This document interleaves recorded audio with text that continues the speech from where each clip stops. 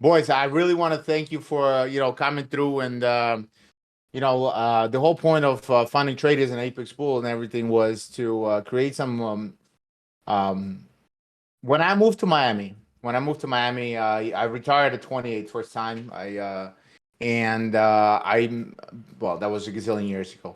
And I missed the fact that like you're sitting in the trading war room with other boys, and it's very different. Everybody who traded on the floor or traded in a room with other people, it's when they trade by themselves, it's completely different ball game. Why? Well, you're by yourself. You don't feel the excitement, the fucking that energy of it's like being at a football game. You know what I mean? It's just like you have everybody. So it's the whole point of funding traders was I saw that a lot of all these companies they create, yeah, here's a fucking some money, make some money for me and go fuck yourself. That was their attitude.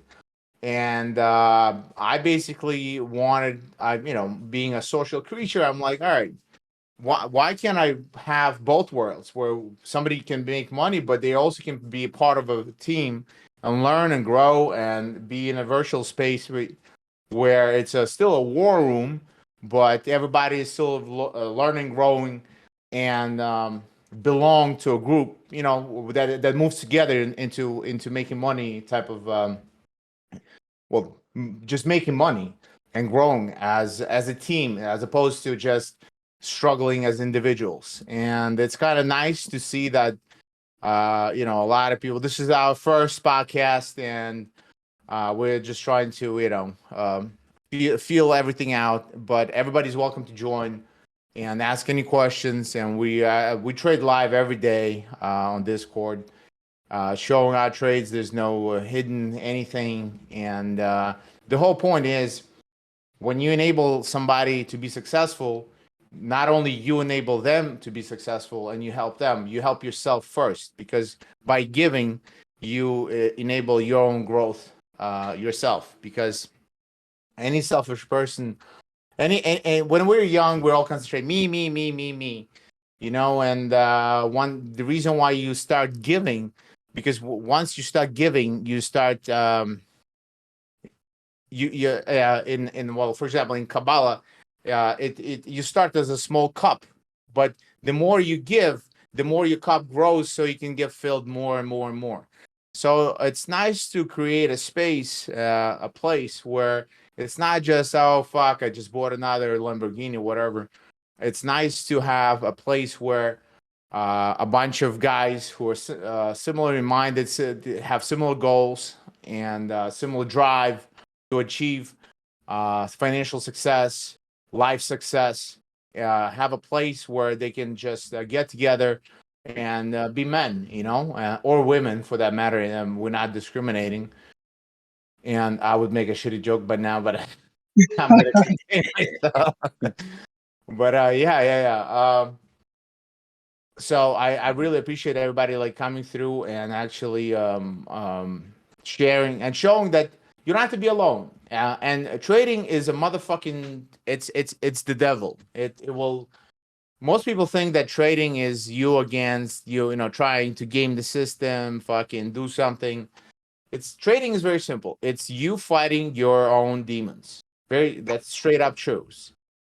And it's you having to figure out how to be your best self. And that's the biggest issue with most traders, that they lose because their ego tells them to lose. We all we all made those mistakes, right? Didn't close the position, revenge trading, fucking too big, too greedy, too fast, no patience, this, that. Who is making you do that? All these mistakes. It's you. It's your ego, and that's why I fell in love with trading, because it was straight up truth. There's no pussyfooting about. There's no political correctness. There's no like going to the office. Let me put my head down.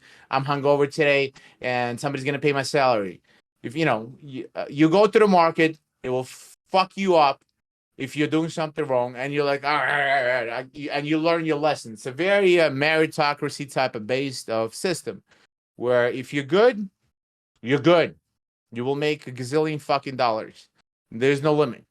And to get to that point, unfortunately, you have to, not unfortunately, fortunately, you have to go through a period of time where you have to get rid of all those things that that stop you and stop you in all in not only in trading but at what after trading almost for 20 years, I found out that I became a better human being in all aspects of my life because of trading.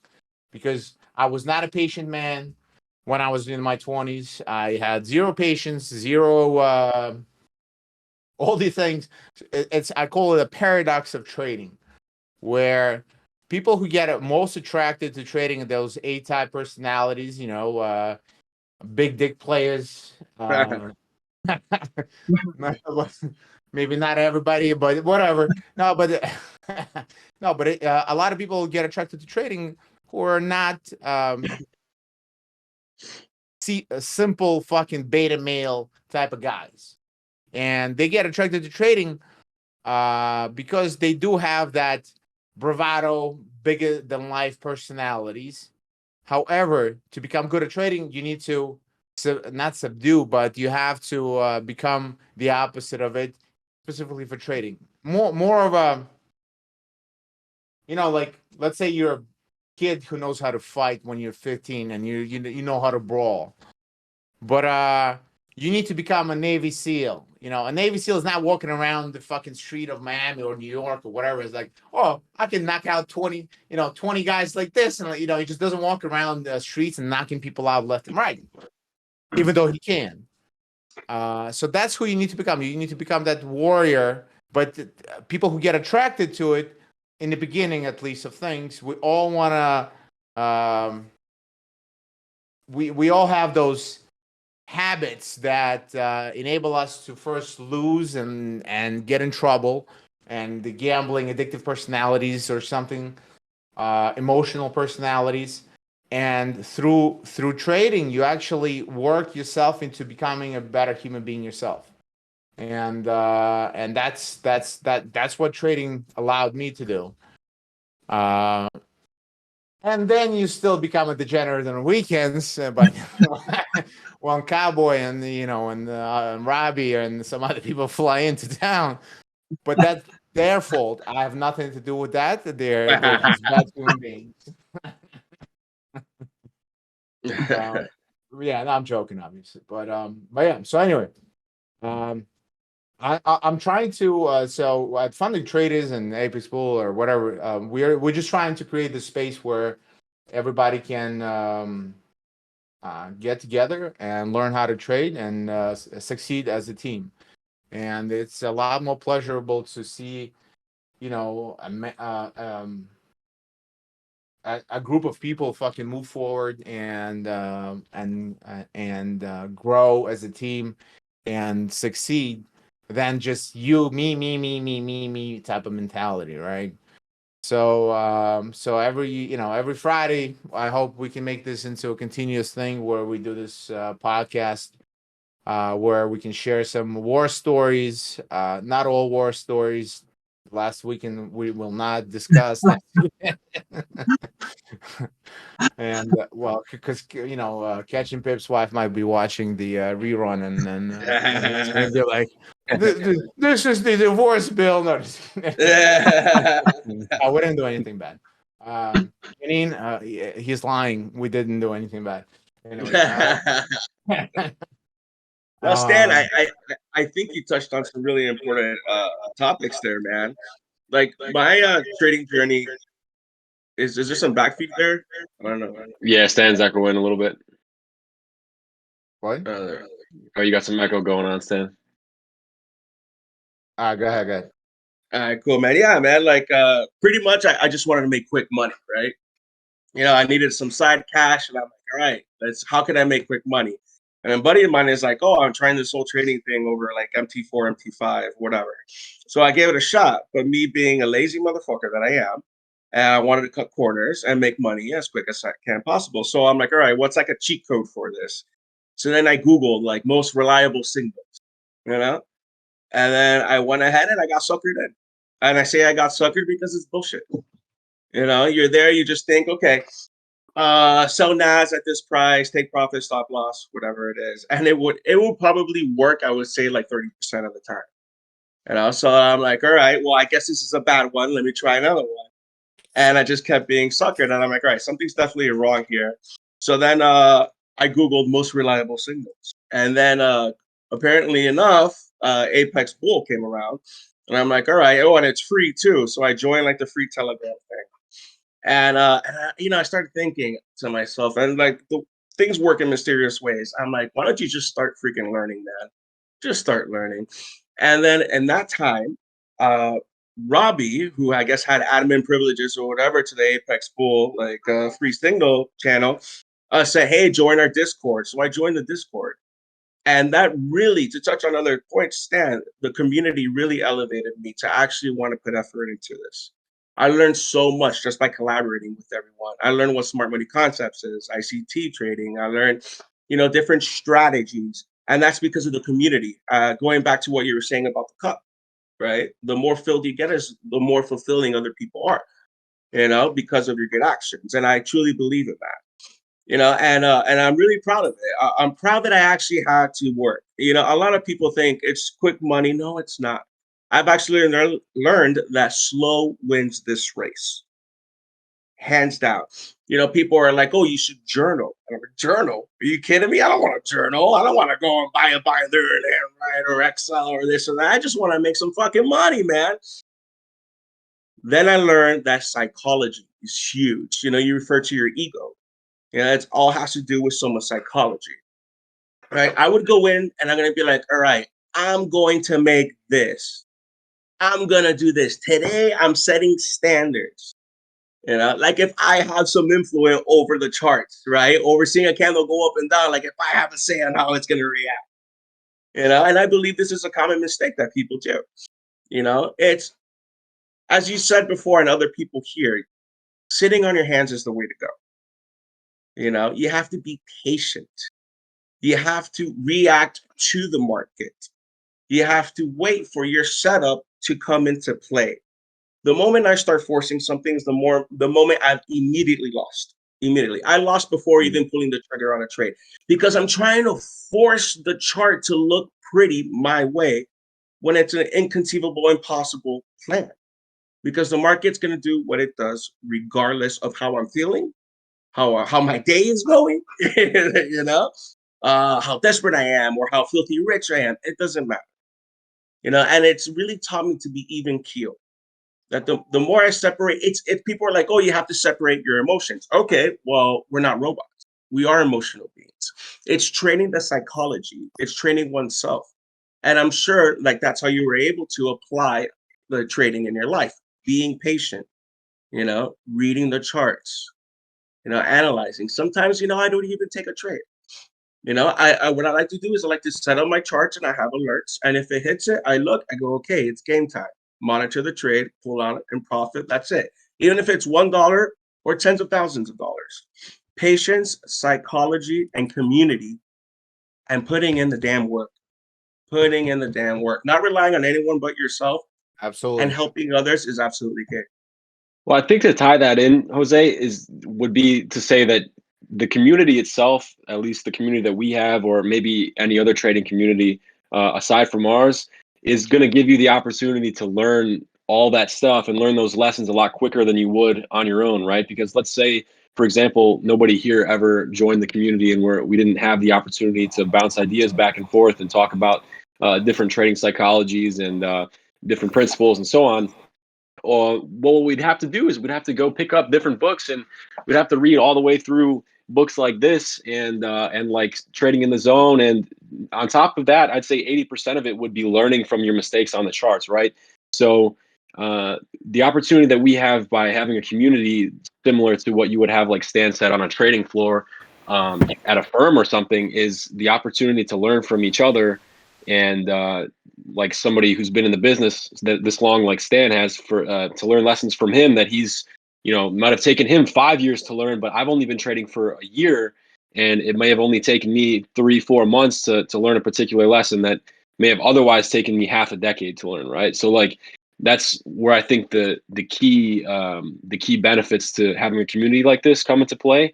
And thankfully we live in 2023 now, so we have the internet and we can connect with each other from across the planet or across the country, which is super convenient and super nice, which we otherwise couldn't do like 10 years ago. So I think to tie everything in, it's just as a matter of efficiently learning all this complex information that the market has to offer, because like Stan said, it's like the devil. It's the worst possible thing you could ever try to learn, is how to properly take advantage of these markets. And I think having the community has made it exponentially easier, probably tenfold at least.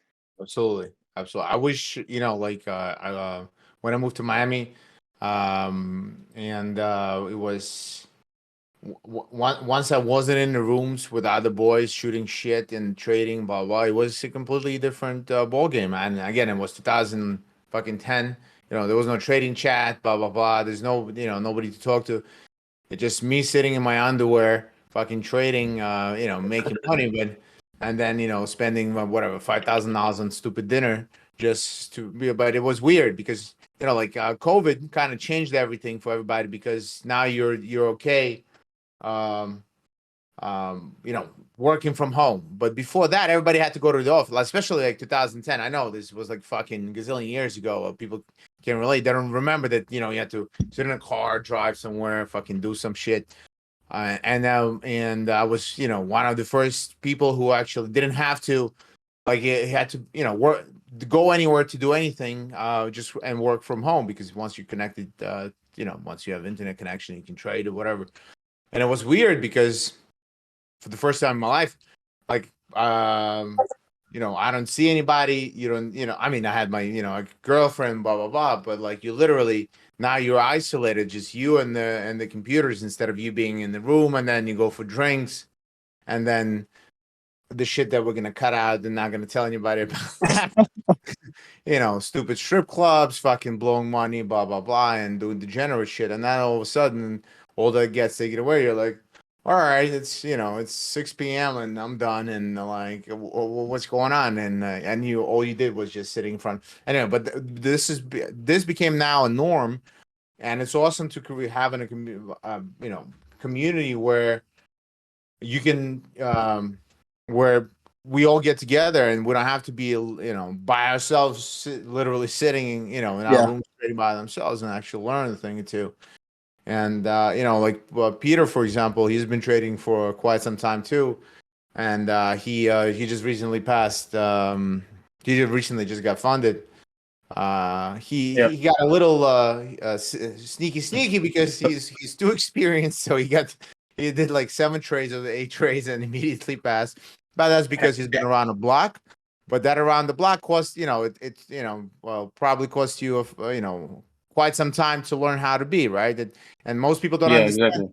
Yeah, and most people don't understand. Like they see that young faces, besides mine, but young faces, that it takes. They No, you are young. Don't worry. You're the youngest here. Yeah, exactly. They think that it'll take a month or two and you're good, but it actually takes about a year or more, a little bit more to get. Well, Peter, if you want, you tell maybe a bit about your background. So, hello guys. Very nice to meet you. So, I got to make money after my first 3 years. I lost so many accounts from prop firms, from live accounts, client accounts, all that stupid. And after I started realizing that how you're gonna do it and how you will compound your account to make money, because if you just make 2 times or 1 time per month, you won't make money. You just learn how to be smart. So how Catching Pips said before, just control your emotions, be prepared for the market, don't overtrade, and don't pretend as the market is looks like good. So yeah. But after all, No, and that's it went actually good. that was the biggest lesson I ever learned. So when I was working for Ronnie Schleffler is the first person who traded in 1983 or 5. He was the first person who traded forex as a private individual, because only banks traded forex prior to that, because you needed to have, there was no leverage, nobody gave you leverage, so you needed to have like tens of millions of dollars, to do a transaction. So there's this guy who, I worked for him in 2014, 15, 16.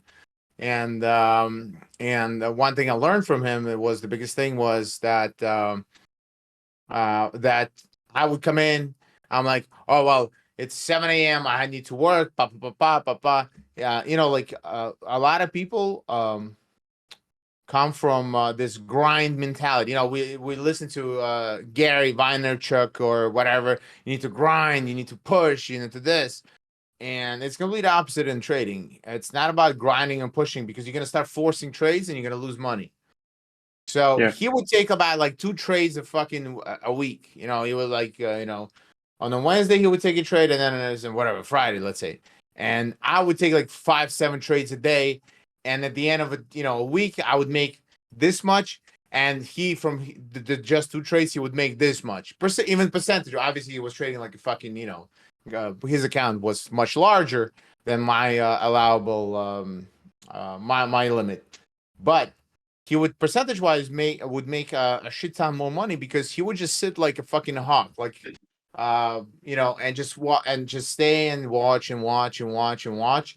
And when it's like the easiest, lowest hanging fruit possible, when it's the ripest, he's like would come in, like just come in, take it, and voila, and it's done. And I'm like fucking sweating and all this fucking karate shit nonsense, chopping things left and right. And at the end of 100 trades in a week, you have, I still made money for the fund, but not, he literally took 2 trades, made more, because he took trades, he sat in them, and that's it. And that's because he picked the right ones.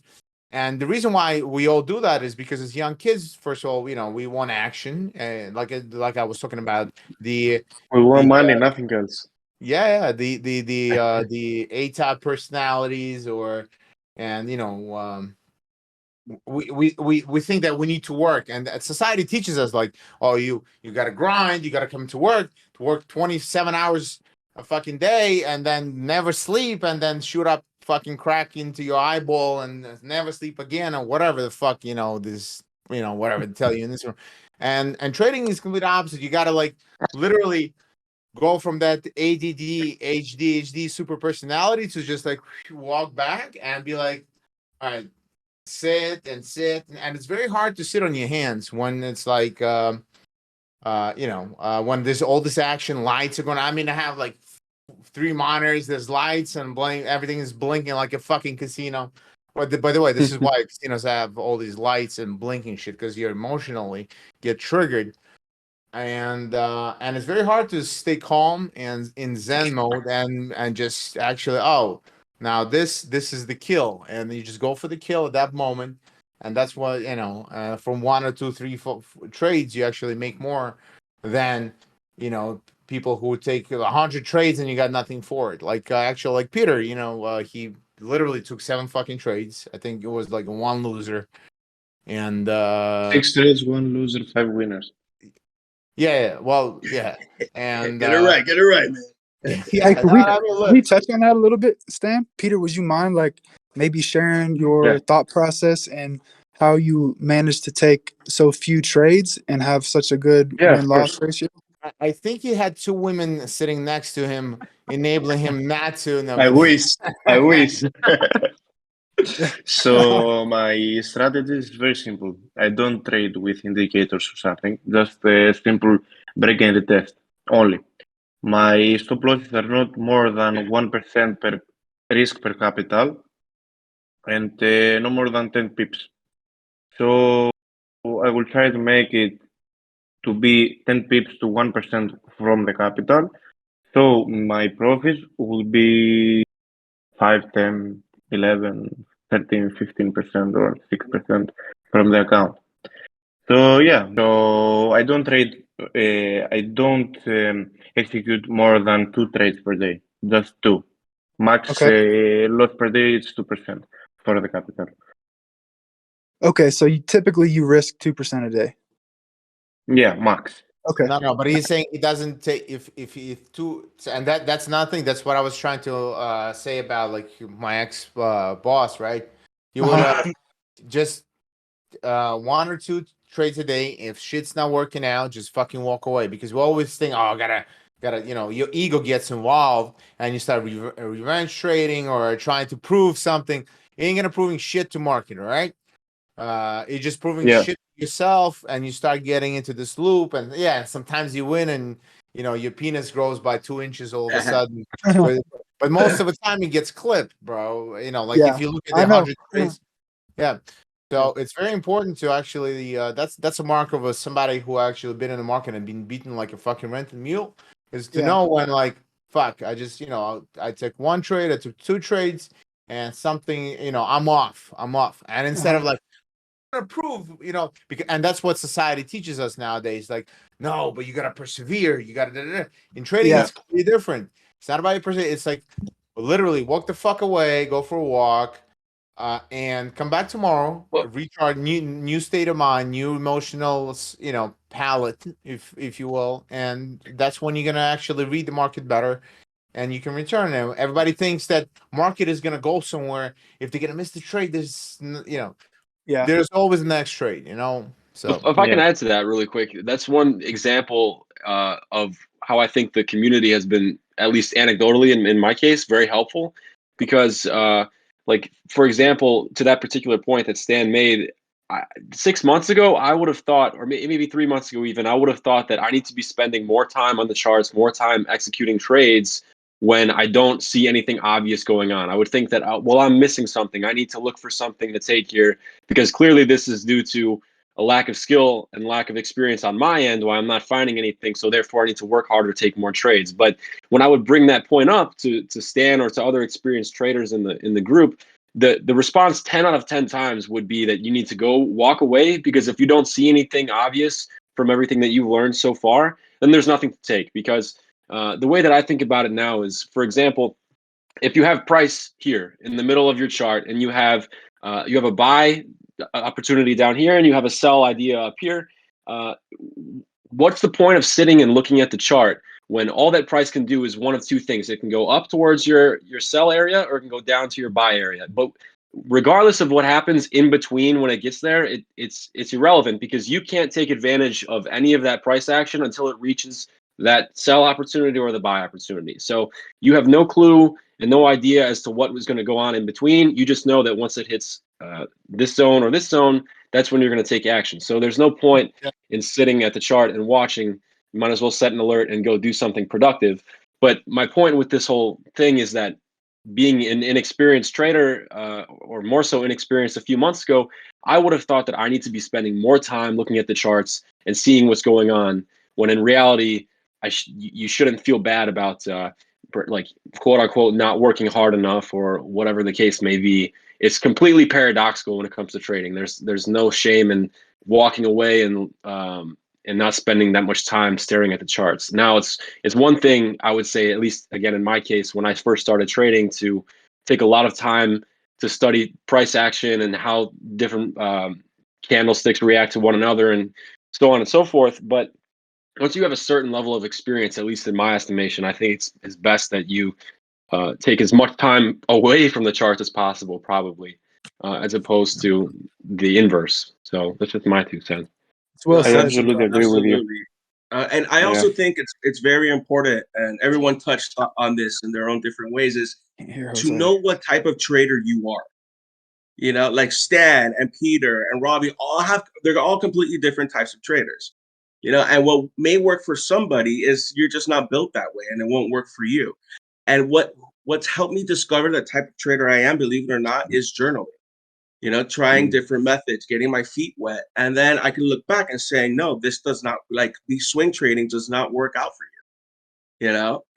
I may not be doing anything wrong, but my mind, the way I think, the way I am, my psychology may just not be fit for that style in particular of trading. and discovering and growing. It's a learning process. What type of trading I am has really helped me, so it's very important for someone coming in is to explore different types of styles and just see what works for you naturally, like a natural state, a natural flow of mind.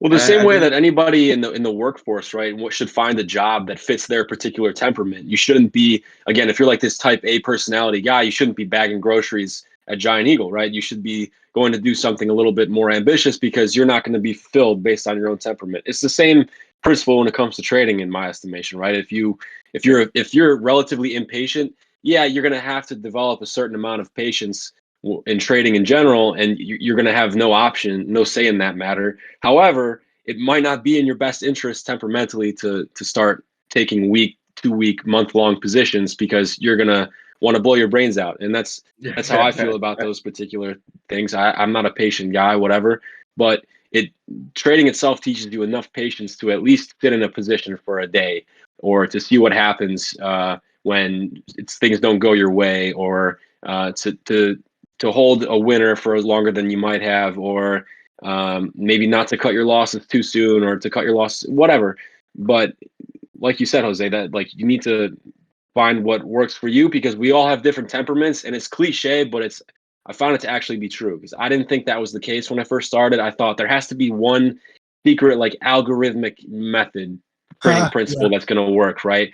I got to find out what it is. And that's what these guys like ICT and all these other guys on YouTube, the gurus, that's what they preach, right? Is that there's some secret method that if you buy their course or you follow them for a certain period of time, that's what you'll discover. But in reality, you're just taking advantage of the price action in whichever way that you find is most efficient for you. And you have to make that choice based on your temperament, I think. And I think pretty much everybody here has found what works for them, so to speak. Yeah, that's true. I mean, they say an apple a day keeps a doctor away, and I say 3 hookers a day keeps margin call away. So, all right. But don't follow that advice. But anyway, guys, I really want to thank you. The market is about to close soon. I really want to, I want to make it into a weekly thing, and want to just show that you don't have to be alone, learning and growing, and just get experience from other people who have already went through this certain journey, and enable yourself to grow faster, stronger, and again, and that's the whole point. Like with us starting like FundingTraders was to create a community, not just like FTMO. It's like, here's 100 grand, good luck, and that's it. And here we just yeah, Stan, I just want to say I couldn't hear Pips. I didn't know what you were saying, but we all just really appreciate you making the effort to make this happen, man, because guys like us that haven't, had your experience and your opportunity haven't got the same chances, and with this, we have an amazing chance to really change our own lives, change our families' lives, help people. And I truly believe with your methods and the way that you're doing this, trying to create a community, putting yourself out there to help us, like we were talking about this morning, even getting in on the back end stuff with FundingTraders so you understand how it really works. I think there's a amazing opportunity here, and perhaps this fund could separate itself from the other ones who've been successful in the past. And I'm just putting that energy out there right now. So it's awesome to talk to you guys. Yeah, really, and it was awesome for whoever's listening on a recorded line. It was awesome. I got to go out with my wife and meet Stan, meet Jose, and it's just so cool to be able to share those experiences from going online and kind of maybe not being sure about everything, and then meeting in person, and being able to shake someone's hand and look them in the eye and talk to them. Like, that's an amazing thing. So I hope we can do that as a group in the future. Me and Robbie talked about that a little bit, doing stuff here and there, meeting up and whatnot. But yeah, man, thank you for this, Stan. Appreciate it, man. I think if everybody comes to Miami with your type of personality, guys, we're all going to get arrested at some point. So no, you're coming to one Mykonos. journey at a time. One yeah, journey see, at a time. You hear that? We're going to Mykonos, bro. Mykonos. Yeah. Also, I don't just think we're coming back from Mykonos. That's the problem. You're going to have the FundingTraders hostel over there. Yeah, that's actually a possibility. But I just want to add for like any newcomer to the Funding Traders Apex Bull Discord, ask questions. Ask as many questions. Yeah. Don't be afraid. Don't be afraid. Ask questions. We're here to help you. We're here to give you our 2 cents. You know, we encourage growth and understanding of the market and trading. Please ask questions. Hey, And you Well, so why you don't we also get break a out some yeah, charts? go ahead. Why Yeah, don't we break out some charts? I'm sorry. What'd you say? Why don't we break out some charts? What did you do this week?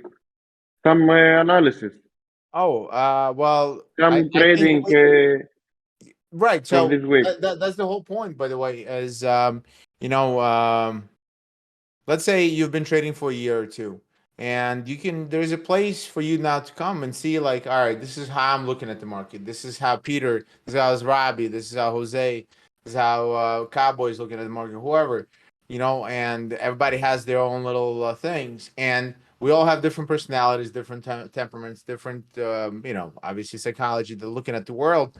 And you just can pick the best of 20, 50 traders that are showing their stuff and see what fits you, and that's how you learn and grow. Because I'm not perfect, you're not perfect, he's not perfect, but everybody has little gold nuggets, and your job as a trader is to take a little bit from here, from here, from here, from here, from here. Like again, like a lot of people saying ICT is full of shit, and there's evidence that he's full of shit and all that stuff. Fine, but did he deliver on a lot of? Did he deliver value, for example? Absolutely. So that's the point. You take what works for you in your psychology, and discard what doesn't work, and now you build a trader's toolbox that you have. I think Peter is suggesting that we do that briefly now, if I'm not mistaken, right? No, just Well, right doing this now podcast, it's Friday, my friend. just break out some analysis from each of Yeah, you guys. One trade, so one good trade of the week, something like that. I'm oh, well, thinking, absolutely. whatever. So we next. So we usually do this on Sundays, right? The Sunday prep work. So Market time. everybody's invited to come every Sunday. We do 6 p.m. when futures open up. Forex opens up at 5 p.m. New York time. Futures open up at 6.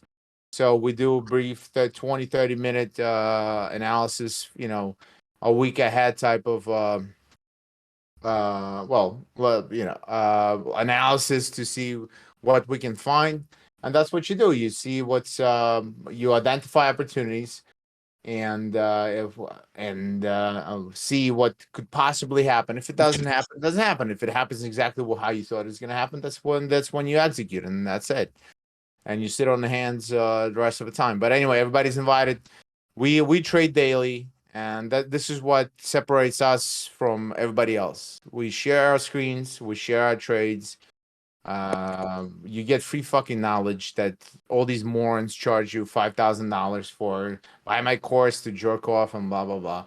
Bullshit. Just come here, you get it for free, and you get to ask questions from people who actually make money from all this. And and sometimes you'll see some naked pictures of some hookers running in the background because Jose can't help himself. But yeah. Nah, yeah. All right. We're gonna have to talk to his wife, but usually he's okay. Usually he's okay. All right, guys. Well, anyway, I thank you all for. Let's try to make it into a weekly thing. If anybody wants to join, again, we will answer questions, and we do this throughout the whole week. So. This was the inaugural type of test pilot type of project, not project, the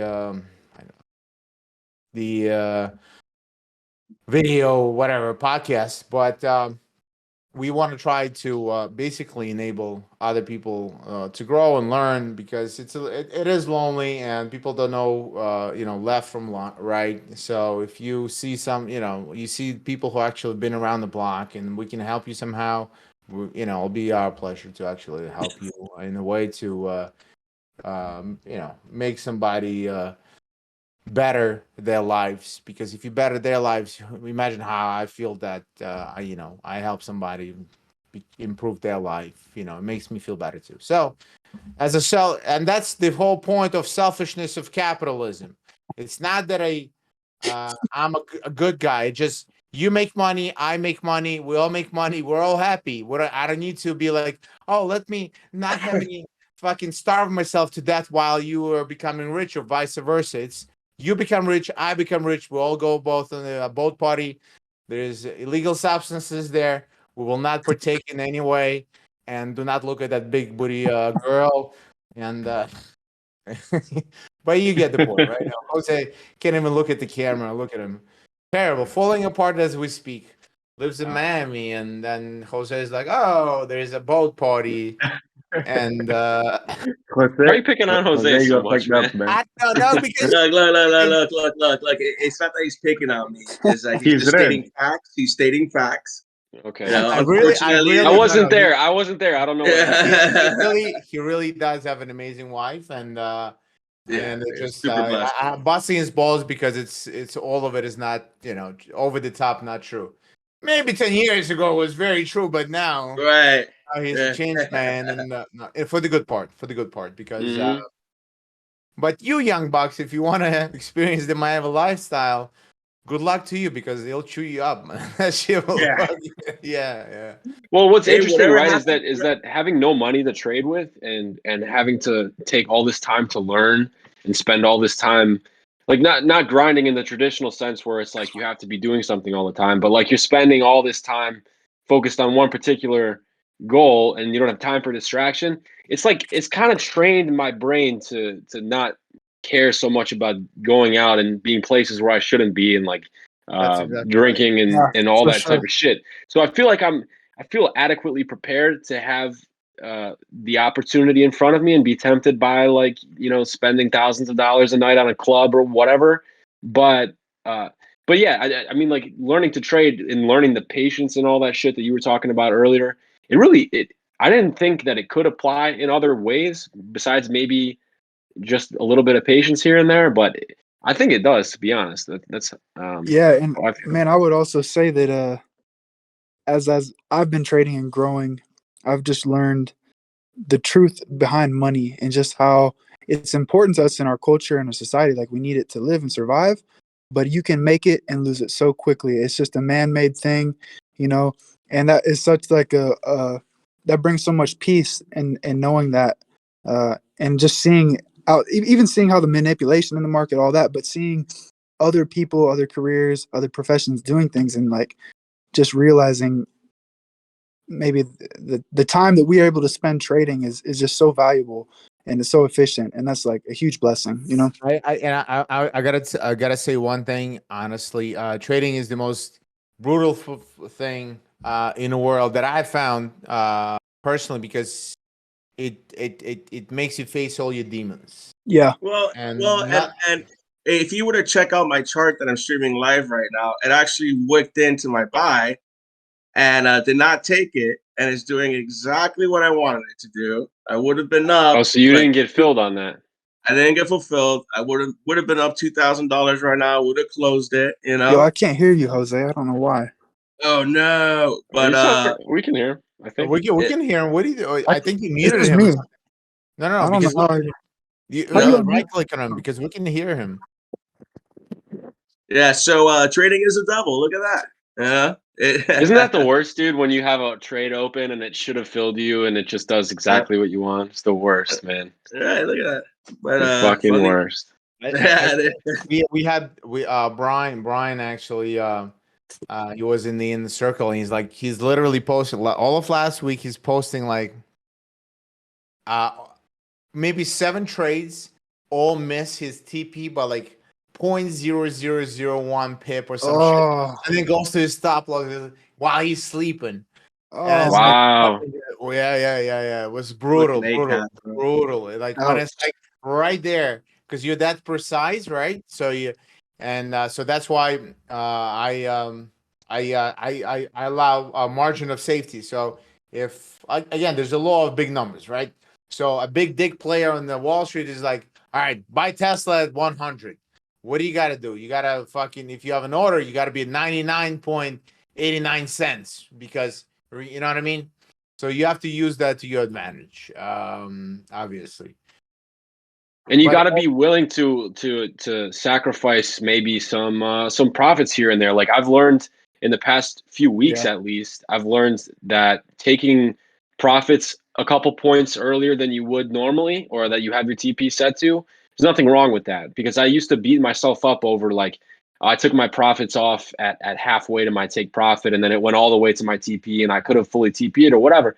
But you're discounting those scenarios where, just like Brian, like you're a point away from take profit where it automatically would take you out of the trade, and it just doesn't get there. So like I suppose with that being said, you have to learn to not really give a shit if you miss out on Yeah. $100, $200, or a 0.25% here and there. Like it's all going to add up eventually. Well, Well, and also, Stan, I was just gonna say we were talking about Thomas Edison and the light bulb the other day, and kind of how we've been trained in our culture, in our world, to like, it's either you pass or you fail, and with losing money in trading is not failing, because if you're taking money off the table at the right time or setting the right risk parameter, then you're actually succeeding.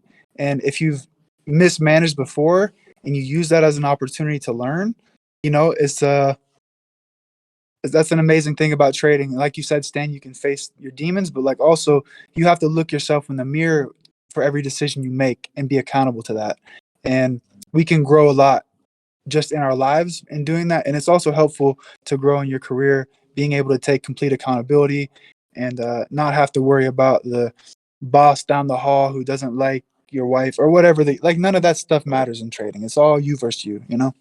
yeah, absolutely. And that's the most beautiful. I think that's the most honest fucking thing in this goddamn society of lies, right? That's why Yeah. that's what I love about trading. There's no, oh, I'm abused minority and I have no penis and Yeah. so give me special treatment. Nobody gives a shit. You can be a fucking, you can have a purpled hair fucking transvestite with a dildo up your ass. If you know how to trade, you're gonna get paid. That's it. No. You know what I'm saying? So it doesn't matter. It's all Damn, based on Stan, you have merit. an imagination, bro. Yeah, no shit. Yeah.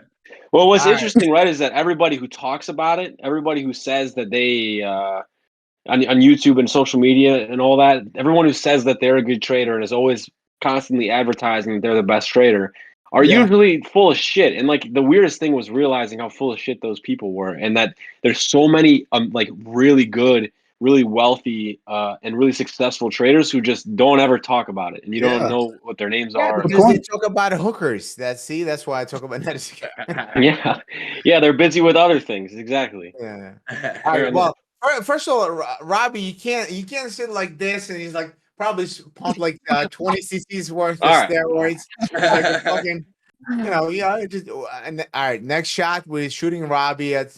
Oh, there we go. Oh, We almost got Cowboy. Like for like 2 seconds. Shit. All right. Cowboy, are you on a horse right now or something? oh, Oh, there you go. There we go. Yeah, All right. what's He's going on there? Sorry about that. so Cowboy had to murder his neighbors because he didn't allow them to run a power line. Have you ever? Well, that's not funny. That's actually true. But no. Have you seen the show Yellowstone? Yeah. So that's that. I mean, I think there's a lot of dead bodies in Montana right now because they didn't allow him to on the power line. Apparently, well, they're now shitty them. Anyway, so yeah, Cowboy, glad that you're with us. Thanks, man. Yeah. Anyway, well, so trading is a motherfucking it's a motherfucker, but today I was working. I was making a walk. I was walking with somebody who is making $20 million a year, and trader, crypto, and we were walking and walking. I'm like, and he's bitching and moaning like, and I'm like, what the fuck happened to us? What's missing? And I'm like, I remember when I was 16. We're standing on the roof of a fucking building that I was working for Delta. Oh, I should probably say that. Well, I was working for the asset management company. Full bullshit, pitching bullshit stocks on the phone, like, sir, the rates are at the 50-year low, and you should invest with us. We have some problem. Whatever, some bullshit stock pitching nonsense. Yeah, 99, whatever. And so when you watch the movie Wolf of Wall Street, that level of degeneracy when they had midgets being thrown as a dog, that was absolutely true. Absolutely fucking true. And the reason why I know it was true is because when I was 16, I was pitching with these fucking bullshit stocks. We were smoking blunts, cigarettes on the roof of the, of the building. And they had glass, those glass or whatever. So the senior fuckers would every Friday they would invite hookers and just have a fucking blast. And junior guys would sit on the roof and smoke a cigarette, whatever. Well, Funny smelling cigarette, yeah. yeah. And it's like fuck. And so the degenerate, but today I was walking, I'm like, why the fuck was it so degenerate? Because like you have these jokes about the finance bros, about Wall Street and this and that. The reason why the culture existed about the fucking just being that fucking animalistic man was because it was so fucking hard to take on the pressure of losing and getting beat down and fucking power through it and getting back up and going through, you know what I mean? All this bullshit. Yeah. You needed that. You needed that camaraderie. That's fucking like, you want to feel like a man, like a savage. And now we got absolutely fucking taken away. Everybody has to be PG-13. Is like, oh, you have penis more than 1 inch. Oh, this is terrible. You're misogynist, and all that bullshit. So it's pathetic. It's pathetic. And I was walking with my friend. And he's bitching and moaning. And he's 55. Like he got he bought 5 Lambos in 2 years. Like just shitting money out, right? Yeah. And he's bitching and moaning. I'm like, and I don't, and that's the problem, because we get conditioned to forget that this is a battle. This is about fucking having balls. This is about being a fucking man and just being a fucking savage and just fucking being like, all right, I want to have this type of lifestyle. Why? Like I live in Miami, right? So I look out of my window. I see a yacht by the hair heirs of Walmart fucking fortune, right? It costs $250 million, right out of my window. So I'm like, all right. So this cocksucker was able to fucking figure out how to become this fucking rich. How the fuck am I gonna live with myself if I can't figure out not to have this type of shit? And Western society subdues the male's energy to the point where we become pathetic. We're like, oh, may I bring a flower to you, darling? and then sad, and it just, and there's nothing wrong with being a nice gentleman, but there's everything wrong with subduing male energy and calling it toxic masculinity just for you existing. You know what I mean? Why? I'm a man. Well, I mean, the problem is that what they do is they conflate being a weak man with being kind, because in reality, to be kind and to be virtuous is to have the ability to be dangerous and the ability to be horrible person, but you choose not to out of virtue. But like the nice thing about trading, right, is that we all of us, like, for example, not 50% of us don't have to win and the other 50% lose. Like, that's not how it works. Like, all of us can be winning, right? And then the losers, obviously, when trading, somebody is on the other end of somebody has to buy your position off of you if you're selling, and somebody has to, you're selling it to somebody if you're whatever. But those people exist somewhere else. Like, they're not concerned. They're of no concern to us because they're not in this group or whatever. So I mean, you could make the argument that it's like some people don't feel right about it because there's a loser on the other end of your trade or whatever the fuck it is. But to be honest, I think those people are all people who are going through the process of learning and shit too, right? I chalk that up to that was me when I was like 6 months ago. I was the liquidity for everybody else that was winning. I'm like, here, giving them my fucking money. And now it's time for somebody else to take up that. See, you know? right, and that's the point. Like, unfortunately, this is a very brutal business where, society teaches us, win-win and all that. It's true, but if we are competing against,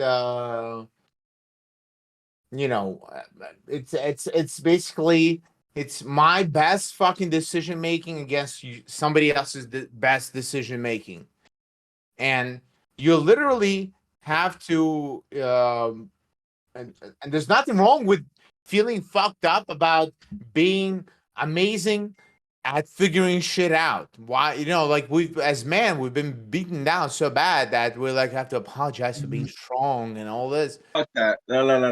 Fuck that. If I could take you out and I'm in a competition, I'm gonna take you the fuck out. Plain and simple, man. Because if not, I'm gonna be the one being taken out. Yeah. Sure. Yeah, you either eat or you get eaten, right? It's Darwinism, man. It's survival of the fittest. The interesting thing, humanity did not make it. His wife, but you took her from someone, bro. You motherfucker. Hey, and luckily enough, like she supports this, which is amazing. You know what I mean? She goes, get out there, kill it, fucking bring home the dead fucking buffalo. You know what I mean? Like, hey, that's good for you, man. Mine called me a bum who still lives with my mom when I was talking about doing this. So, hey, more power to you, I guess. But you know what's funny about this whole thing is that before you get into this type of shit, before you get into trading or into the markets, everybody views it as the snake oil charlatans paradise, right? Where it's just there's nobody actually making money. It's not a professional environment, and even the people on Wall Street aren't actually doing this. They're just pretending that you can do it too, so they can take your liquidity. That's pretty much, I think, what 90% of the population's view about trading is, right? And that includes, unfortunately, at least in my case, it includes people like your members of your family. I'm not talking about my parents or anything. I'm just saying family members in general. And before you get into this type of thing, they'll tell you, oh, don't fucking do that. It's a waste of your time. You're not going to just get a job like everybody else and make your money. You can do this or that, and you'll be happy in 30 years and whatever. And then, like, again, as I started to get into this shit more, and as I started to become slightly more successful day by day or week by week or whatever, then it's the sentiment changes from, oh, don't do this, go get a job. Now it changes to, oh, you're a lucky motherfucker. I have to work for a living, and you just get to do this and on a screen, like you think you're gonna make all this money just sitting at a screen, like, yeah, whatever. I wish I was as lucky as you are. It's like, bro, fuck you. Like, I chose to do the hard thing. And and honestly, guys, what you don't understand is, because I'm a little older, and I had to go through this shit, and it's like, my mom's like, oh, well, she, Julie's daughter became a doctor, and she's fucking me, and I'm doing blow with hookers, and like, yeah, that's fantastic, like, I don't know, but what Julie doesn't know is, if you dedicate like 10 years of your life, a decade of pure fucking concentration to just being a fucking savage, then they're like, oh, Stan has a house here and a house there and a fucking this and that, and they're like, oh, we're coming to Miami, and Stan invites him to the best of the best, but when you were when you were 22, or whatever, right? And the mother's whatever. My mom's oh, she's a doctor and she's dating this nice guy on a Prius. I'm like, Mom, this is driving a Prius. He should fucking be. He should lay down, and put a remote start on the Prius so it runs him over and they die both together. Because that's pathetic, and he did not deserve to die. I mean, live. No, but the point being, it's a very lonely journey, and what a lot of young guys don't understand is it will fucking suck. It'll fucking suck. And it sucks because everybody's gonna be like, oh, well, Johnny Bambaba is making whatever the fuck, you know, and he just fucking leased a new whatever the fuck, car, and you're sucking dick. And the sucking dick part, it will last. It will last. It will last about 1 to 3 years, and that's the god honest truth that nobody tells you about trading retail. Is it doesn't take 6 months, it doesn't take 3 months. It takes about from 1 to 2 to 3 years about for you to get like on your groove. But once you get on your groove, you're literally walking around and you're just literally pissing on all of these faces that were telling your mother, oh, Julie is in a law school. You're like, and it feels fantastic. It feels fantastic. Golden shower. And you're gonna eat some fucking asparagus, so it smells extra nice. Hey, Mom, remember my friend or whoever, the doctor, this and that? Well, Mom, guess who pays the doctor? Hold on. Guess who pays the doctor? The company running the hospital. Where's the company's money? Then the hospital, whatever. It's in the exchange market. Well, Julie's husband or whatever, the doctor's about to be fired because I'm fucking shorting the shit out of their healthcare company. That's not going to be able to make the payments. There you go. But in order to make it, you do have to be a savage in whatever you do, even being a doctor. You want to outperform all the other doctors. You want to be able to be competitive. And competition is very important. You want to go to the best school. You want to get the highest salary. You want to make a change. It's all about making a change, right? But it takes time. It takes time and fucking effort. And that's what everybody doesn't understand. They think, oh, it's a buy or sell, up or down, da. It does take effort. Easy money. The effort pays in the end. All I want to say is the effort pays at the end, because at the end of the day, you have a skill set. I can be fucking shipped to fucking, I don't know, North Korea, and I'll be like, hey, Chingung, whatever his name is. How about I teach your fucking morons how to trade crypto and steal it from the Chinese or South Korea, whatever the fuck. I will make it work, and I'll be the G at that fucking whatever, because I know how to. And trading is something. It's not about the fucking charts and this. It's all about psychology. You figure out the psychology of human beings, and that's all. That's all it is. Especially your psychology. When you know that we all get that voice like, do not go into that trade or something. Like, oh no, it looks fantastic. Let's go. And then you get fucking fucked in the ass. Right. So the hard part is figuring out what the difference between insecurity and like stupid shit telling you not to go into that trade, like old habits of like hesitation or whatever, and the actual intuition, right? Like, because you have to; those two are mutually exclusive from each other, so you have to differentiate between them. That's an excellent question. It took me fucking years to figure it out, but I think. Yeah, I actually came back to what fucking my like 7th grade teacher told me. Like the first response is the right response. It's like if you feel inside that I every single time I'm going against my mentality, and I'm like, no, this looks fantastic as a trade, and I start fucking bantering and telling myself why it's great. And the first intuition response I had was like, nope. It's a nope. And it's very hard. It's very hard in trading to go against that nope, because you're going to rationalize it. You're going to spin it this way, and that way. And the greatest traders on Wall Street are people who are very in tune with their intuition, actually. Shit you not. I'm not fucking with you. I'm not lying. Those are people who actually, because something inside of you knows better than you know better. And then you come with your fucking logic bullshit that fucks you into a shitty situation. Absolutely. And I have a friend that actually Robbie met, Julio, that we went I don't know if I should mention the name or not, but it's out there, Julio. That he follows, what is it? Yeah, he follows that Q Banks guy or whatever, who's like famous in Miami and all that stuff, and he's in his Telegram channel. This Okay. guy is a sniper when it comes to entries, Julio. He is a badass. And he told me, yeah, he was gonna sell short at this point in time. But then the Telegram channel, this Q Banks guy said to go the opposite way, that it's not gonna do that, this and that and the other. He did not follow his intuition at all. Robbie, his insecurity came over him. He goes, okay. He followed that guy's trade, and it went a fucking shit.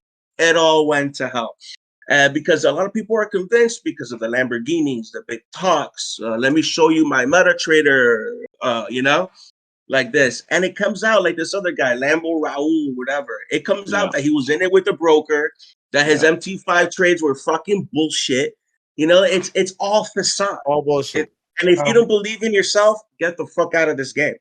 Get out of this Well, game. that's another hard part about having a community, right? It's like it's good that we have each other to speak to and everything, but it can be, you have to be able to filter out the noise, right? I mean, because Stan has talked about before, even being on a trading floor, looking at somebody else's particular positions, he's like, oh fuck, I don't have the same positions on my screen, so what am I doing wrong?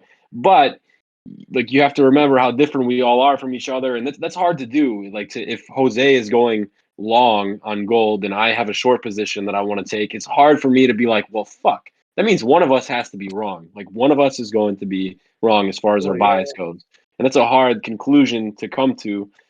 So you have to trust yourself. Like, it has to be 51-49 at least for you to trust yourself enough to take that trade. And that shit's hard. So that's one like negative I would say about having a community, is we have to filter that noise out, and you're not completely. That was my biggest fucking problem. The first when I started working in a hedge fund, I'm seeing these old school cocksuckers making fucking bets, and we all talk shop, and they tell me I'm long euro dollar. I'm like, short euro dollar, but this cocksucker has he's worth like fucking $25 million, and I'm worth about $150, So, and I was right and he was wrong. So, and that's the point. Like, at the end of the day, you listen to me, you listen to Jose, Robbie, Petros, fucking Cowboy, whoever, Tycoon, doesn't matter. At the end of the day, you do you, because even the trading is such a business where nobody's gonna be right 100% of the time. Nobody's even going to be right 80% of the time, honestly. Right. So that was my problem. I was looking at this like, oh, this 55-year-old guy, I'm 25. Who the fuck am I? He has 5 Lamborghinis, 3 wives, and 5 hookers sitting on his fucking dick right now at the office. No. But like, and who the fuck am I? And I start questioning myself and not executing trades. Total horseshit. Always do what you need to do, what your heart tells you, or like your intuition tells you. But when you were still in that environment, they still teach you like, like Stan, I remember this time when I was they teach you this like these truisms like good. They still give you feedback. So at the end of the day, you're the decision maker. And that's why the prop firm business, this is what you get paid for. We can all be sitting in the same room and talking same, but we're all going to take different trades. And it's about individuality. But teaching good stuff, meaning like truisms, there's nothing wrong with that. So on that so you get the benefit of understanding old the truth that stand the test of time, but yet at the end of the day, it's still about you decide. You have to make the decision about pulling the trigger. But let's say young buck comes around. He wants to pull the trigger left and right. So the old school guy, the point of this fucking group and everything is gonna be like, listen, it's not about pulling the trigger often. It's about pulling the trigger at the right time. And then that's the benefit. But I'm not telling you when to pull the fucking trigger. You pull the fucking trigger. Just don't realize it's not about pulling trigger, shooting in all directions like a fucking monkey. That's all it is. So, anywho, honestly, guys, it was better than expected. Not enough hookers, but next time we'll have. I hear Robbie has a podcast coming up on in a couple of weeks. Hookers and men. Mm-hmm. There'll be Yeah. some. Oh, wait, never mind. Uh, No, well, Robbie will have some big titty women at his podcast, and well, so we all gonna join. I hope we can join. Well, actually, we should just crash it. You know, it's like he's talking about. So you should bring flowers on the first date, and then we all come in like, "Hey, bitch, nah." We're going to McDonald's. Prove me wrong, I guess. Yeah, sure. Robbie, can you tell us a little bit about it? Yeah, go ahead. Well, so essentially, Go the ahead. guys my age, you know, like 20 to 23, maybe even up to 25, 28. What's really popular now with guys in my generation is these dating podcasts where these girls will go on and they'll be interviewed by a guy or two guys or whoever. And basically the entire time what's going on is these guys are just grilling them for their poor choices in men and dating and things, you know, because account as of today $15,000 in 2 weeks, and it's like that could have been in my pocket, but it's not. So it's the overcoming the impatience where it's like you said, if you have a position where you missed it by 1 pip and it didn't fill you, that's gonna fuck with me, and it does fuck with me way more than it probably fucks with you guys because I'm so new, and it's like I'm like, where the fuck? Give me my money. I want I want to be done with this shit. You know I what mean, I mean? when I'm You trading, I'm know, like, I'm high. Don't worry. It's No, okay. Everything's you gonna know be what? fine. You know what's gonna fuck with you even more? Huh. One day, all of a sudden, you get a check for $50,000. How does that fuck with you more? You're muted, by the way, Stan. You're muted.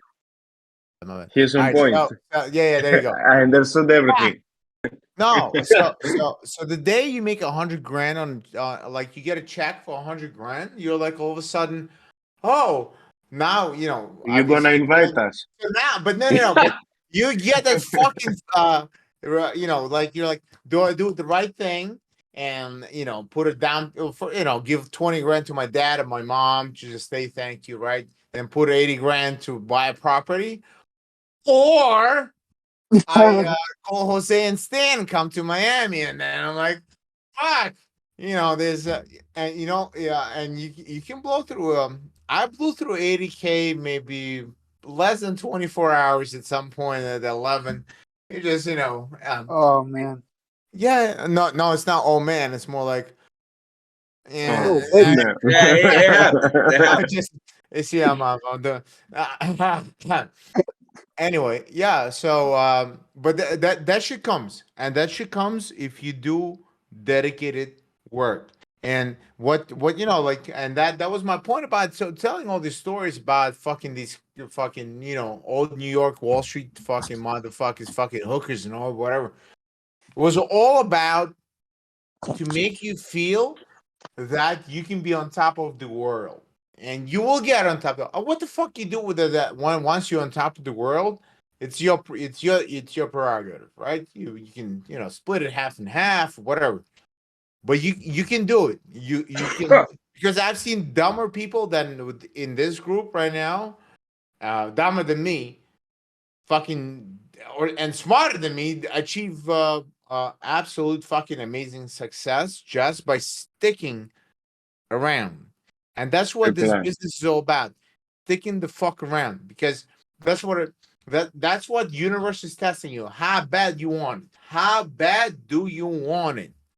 And unless you have the balls to say, fuck, you know, somebody jizzed in your face and there's a homeless person fucking took a shit on you, whatever. But literally, that's what happens. Not literally, but emotionally. And once you survive that point, all doors are open. And then you're like, fuck. You walk around and you're like Jesus fucking Christ. And that's why they call them finance bros. on Wall Street because they walk into anywhere. It's like, oh, 10 grand to suck my fucking clit, bullshit, whatever. Well, whatever. Well, yeah, I can afford 10 grand just to fucking because that I just made 150 last night just fucking trading. That's how retarded I am. And then they go into the Lamborghini dealership, they drive Lamborghini, absolutely smashed, drunk on cocaine, right into the building and get another Lamborghini. It happens, right? That's I'm not condoning it. I'm not saying it's right or wrong.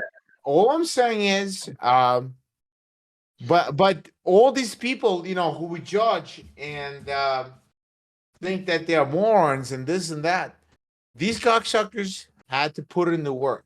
You guys put in the work. All it takes is a little bit more, just to fucking. Once you're over that hump, you don't understand the freedom that you get because I have friends and I love them to death. And I was speaking to somebody about it today.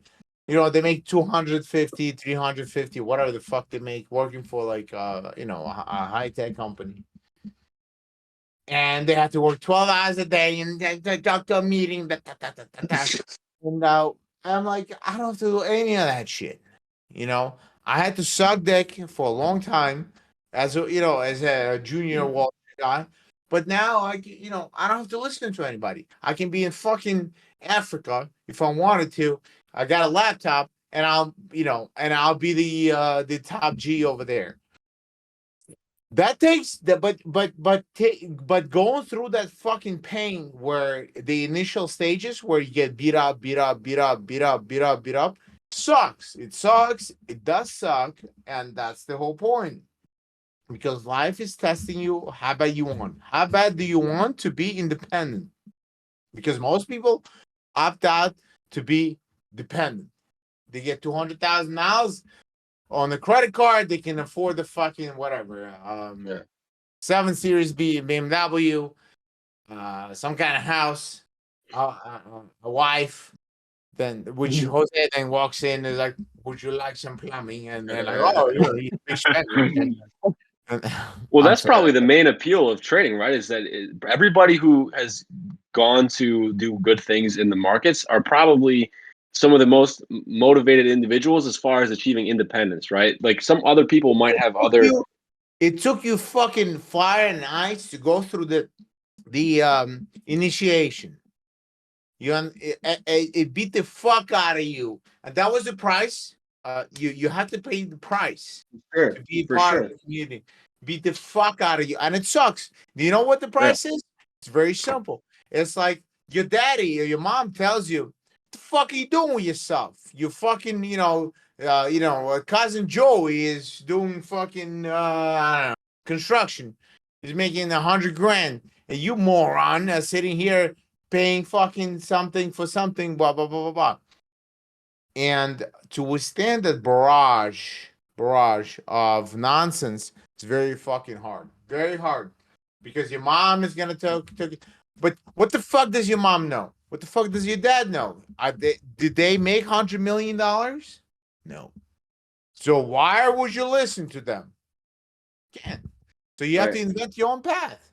Nobody. If my daddy was worth the fucking $100 million, he would be telling me, "Yes, Dan, fucking college is for morons." Because he knows it's for morons. Because But me and you and you and you and you, we don't have that fucking privilege. So we have to go against the fucking grain, and it's very hard. It's very hard when your mom tells you, "Oh, Jennifer is a doctor." It's your wife, it's your brother, it's your friends. What are you doing blowing this money? Like, just get a regular job. It's everyone around you really that doesn't like. They want your best interests, but they're not encouraging what you're passionate about. Absolutely. Well, that's for two reasons, right? Because number one, they're assuming that you're average, and they're assuming that you're going to do something average, and that you don't have the wherewithal to overcome whatever it is, whatever obstacles in that particular space, like the market, for example. They know just as well as we know that 90% of people fail, more than 90% of people fail at becoming successful traders or whatever. They know that as much as we do. because they don't ever hear of anybody successful doing it. So they're going to encourage you not to, because they don't think that you're more than average to achieve more than that. They don't think you have what it takes. And that's not a diss on them. And it's really not a diss on you either. It's just kind of what we tend to expect from other people as human beings. Like, we don't necessarily look at somebody else and always think like, oh, this guy's going to do fucking numbers in this, whatever. We're generally going to get other people to do what's safe.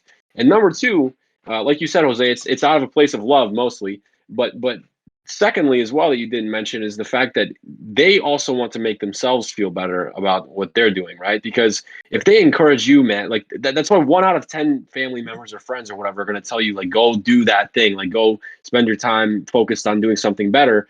Because most of them want to feel better about the decisions they've made. So they want you to fit in with the crowd, and they want you to say, well, he is right. I should probably just get a job and be like everybody else and put in the time and retire or whatever, because that's what they chose to do. So it'll make them feel better to know that you make that decision too. And if they see you succeed, like somebody 20 years younger than them, or 10 or whatever, if they see you succeed in something that they didn't do, a lack of ambition or whatever, they're going to feel like shit. And they have to live with those decisions. Now, and those people, generally speaking, those are going to be like insecure people. Like somebody who's secure about their choices in their life and like whatever they do for a living won't feel that way. They'll be happy for you. But I mean, you'd be surprised. Like, I'm sure you wouldn't, but I'm just saying you'd be surprised how many people are insecure as fuck. Anyway, guys, honestly, bullshit aside, it took me a lot of years to get to be to make money off of this shit, but it was worth it, because at any point in my life, I can be thrown into fucking whatever part of the world. If I have a fucking laptop and I have a little bit of a capital, I can multiply that fucking capital.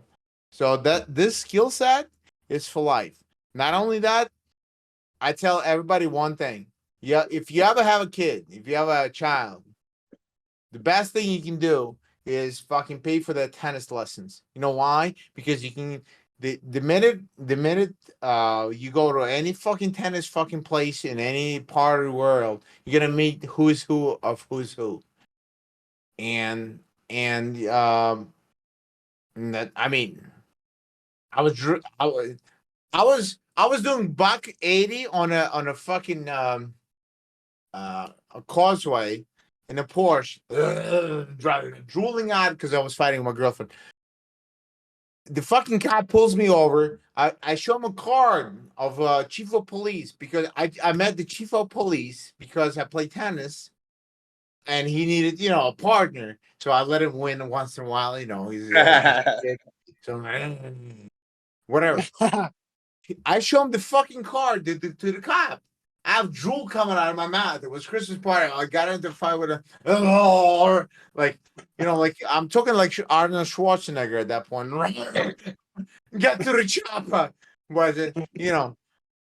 And he's like, "Sir, have a good night." I'm like, no fucking. I wouldn't buy it, but you bought it. Oh, goddamn. So that's like the best, and I hated to play tennis as my when I was a kid. When I was a kid, when my parents made me to play that fucking sport. So that's a gift for you. I know you're all young. This guy's in Greece banging fucking hookers 24/7. This guy's in Serbia is definitely banging hookers 24/7. Except Robbie, he's in Ohio. He's a Croatian who. There's a lot of homosexuals in Ohio, but that's why Robbie's gonna get so much ass. Anyway, boys and girls, I really do appreciate the fact that there's a lot of like-minded people that gathered around to do this inaugural podcast. And the best thing that I honestly can give from bottom of my heart is there's nothing in this life that I would wish more to have you manifest the dreams that you have. And like fucking whatever. Oh, it's a Lamborghini, and just be like, drive up on a Lamborghini. Damn, remember when I was a piece of shit and a fucking Lamborghini? I'm like, but there's nothing like actually sublimating. Sublimating meaning becoming full grown, um, internally human being. So you guys, all it takes, it's effort. It took me a lot of fucking effort to suck a lot of fucking sucky times to get to where it's not still not easy, but you have a payoff. All right. Well, but anyway, thank you guys for doing the inaugural um, uh, podcast, and hopefully next week again. More than welcome to. You'll find all the description links and all the bullshit. Like, subscribe, circle jerk. I don't really give a shit. You find whatever you know. You want to help yourself. You get. This is what you. Now you have the option to help yourself. Links will be provided for you. Come by, say hi. The doors are open, and here's to your growth. So thank you guys.